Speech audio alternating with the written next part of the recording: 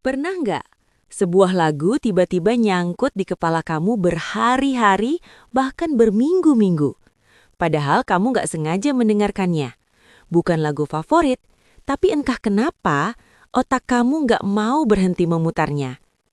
Kalau kamu pernah mengalami ini, tenang, kamu nggak aneh.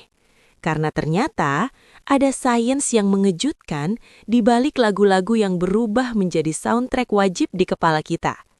Hari ini, kita akan membahas mengapa otak kita bisa dibajak oleh melodi sederhana hingga menjadi sesuatu yang hampir mustahil dilupakan. Para ilmuwan menyebut fenomena ini sebagai earworm. Bukan karena kita menyukai lagunya, tapi karena otak kita memutarnya secara tidak sadar dan berulang-ulang. Biasanya muncul saat kita sedang mandi, menyetir, atau bahkan saat mencoba tidur. Kadang hanya satu bagian lagu, satu potong lirik, satu nada pendek.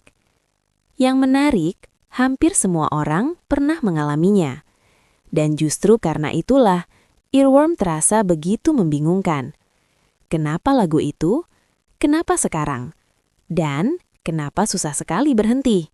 Salah satu jawabannya ada pada sesuatu yang disebut efek Zeigarnik. Otak manusia tidak menyukai hal yang menggantung. Ketika kita mendengar melodi yang terasa belum selesai atau berhenti di titik yang nanggung, otak akan mencoba menyelesaikannya. Caranya dengan memutar ulang lagu itu, lagi dan lagi. Ditambah lagi, otak kita sangat peka terhadap pemicu memori. Satu kata, satu tempat, satu perasaan, bisa langsung menarik kembali sebuah lagu dari dalam ingatan.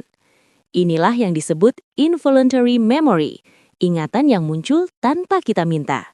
Seperti gatal kognitif. Dan sama seperti gatal, otak akan terus menggaruk sampai merasa lega. Tidak semua lagu bisa menjadi earworm. Biasanya, lagu yang lengket memiliki pola tertentu. Melodinya sederhana, mudah dinyanyikan. Rentang nadanya tidak terlalu lebar. Strukturnya familiar, tapi memiliki sedikit kejutan. Tidak membosankan, tapi juga tidak rumit. Ditambah dengan pengulangan, terutama di bagian ref dan lirik yang mudah diproses otak. Hasilnya, otak kita langsung berkata, ini penting, simpan. Tanpa kita sadari, lagu itu sudah membangun jalur khusus di memori kita. Namun, ada faktor yang lebih kuat dari struktur musik. Emosi. Lagu hidup di bagian otak yang sama dengan perasaan. Itulah sebabnya, lagu yang terkait dengan cinta pertama, kehilangan, masa kecil atau momen penting lebih sulit dilupakan. Bukan karena lagunya hebat, tapi karena maknanya. Terutama, lagu dari masa remaja dan anak-anak, saat otak sedang membentuk identitas diri. Ditambah lagi dengan efek sosial. Ketika sebuah lagu didengar bersama banyak orang, di acara, di tren media sosial, atau di momen kolektif, daya lekatnya meningkat. Karena otak kita bukan hanya mengingat suara, tapi juga kebersamaan. Pertanyaan besarnya, bisa nggak kita menghentikannya? Kadang bisa. Salah satu cara paling efektif adalah melibatkan otak pada tugas yang menuntut fokus penuh. Membaca serius, menghitung, menyelesaikan teka-teki. Cara lain yang agak mengejutkan, mengganti lagu tersebut dengan lagu lain yang lebih netral. Namun, para peneliti menemukan sesuatu yang menarik. Earworm tidak selalu buruk. Ia bisa membantu menguatkan memori, menjaga suasana hati, bahkan meningkatkan kreativitas. Earworm adalah tanda bahwa otak kita bekerja sebagaimana mestinya. Jadi, jika suatu hari ada lagu yang terus terputar di kepalamu, mungkin itu bukan gangguan.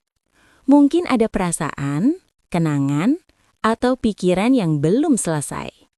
Karena terkadang, yang ingin didengar otak kita bukan lagunya, melainkan cerita di baliknya. Kalau kamu pernah mengalami lagu yang terus terputar di kepala, kamu tidak sendirian. Tulis di kolom komentar. Lagu apa yang paling sering nyangkut di pikiranmu dan di momen apa itu muncul? Kalau video ini membuatmu melihat hal kecil dengan cara yang berbeda, Jangan lupa klik like dan subscribe channel ini. Karena di sini kita akan terus membahas hal-hal sederhana yang ternyata menyimpan makna besar. Sampai bertemu di video berikutnya.